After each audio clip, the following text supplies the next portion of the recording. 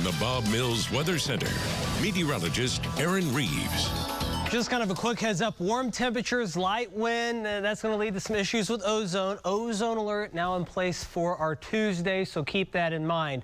We've seen a couple of showers and storms bubble up with the heating of the day. They haven't been very big, but they can still pack a little bit of a punch. Aubrey Morton sends this in Muskogee. You can see a little bit of hail falling in this storm. Also, I've seen some gusty winds, very heavy rain, and a lot of lightning. Here's a look at some of that hail. It's pretty decent in size, almost up to the quarter size range. So just kind of be aware these storms should begin to die out a bit. We're starting to lose daytime heating, but we still got a little bit more to go. And you can see that storm as it moved across Muskogee, drifting to the west, now around the Taft area, also further to the east. A little cell popping up there north of Beggs. They're just kind of here and there. They bubble up and then fall apart. And we have some more activity down near the Red Oak and Tallahena area. This drifting back to the west could impact Wilburton if it continues to hold together with some small hail, gusty wind, heavy rain, and some lightning. So just kind of be mindful of this. Notice, so not a whole lot of activity going on. Some activity in Arkansas, up in Kansas, out to the west of I-35. It's just kind of here and there.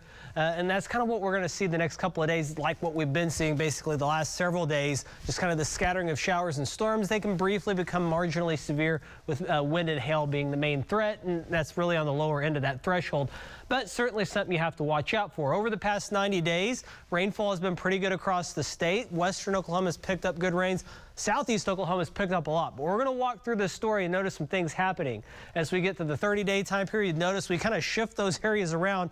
Rain lesser in the east, more prevalent out to the west, which is where it was really badly needed, 8-10 inches in some locations. Then the past week, just kind of spotty in the east, more widespread in the west. Things are starting to dry out in parts of the eastern Oklahoma area, so we need to get some better rains. And over the next 7 days, we will have those chances, maybe around an inch in a lot of locations by the time things are said and done. And that would mostly be as we head toward the weekend. It's this blocking pattern is still just kind of in place, which means we have this low, a high sandwich between it, and another low. It doesn't allow things to change too much. Thursday, we could have a front try to back in here. That would increase our rain chance. And then a boundary over the weekend. Some more jet stream energy gets back in here. So we have at least some better opportunities maybe for rain coming up. But we're going to stay warm through all of it the way things look right now as we're getting to that time of year. Jinx, sunny skies. The bubbly clouds have kind of fizzled out just a little bit. 88 in Tulsa. East wind at 5. Dew point at 59. 80s, pretty common across most of the state. Some of the areas that have seen rain have cooled off into the 70s. And we'll see most of this activity die out overnight, dropping down into the 60s. And then as we head to tomorrow, just kind of rinse and repeat back to where we've been with those bubble up afternoon showers and storms near 90. Same story Wednesday. And then as we head into Thursday, similar story, but we will start to see that front trying to back into the area that could lead to some a little bit enhanced shower and storm chances. Not greatly, but at least a little bit. Here's your extended forecast.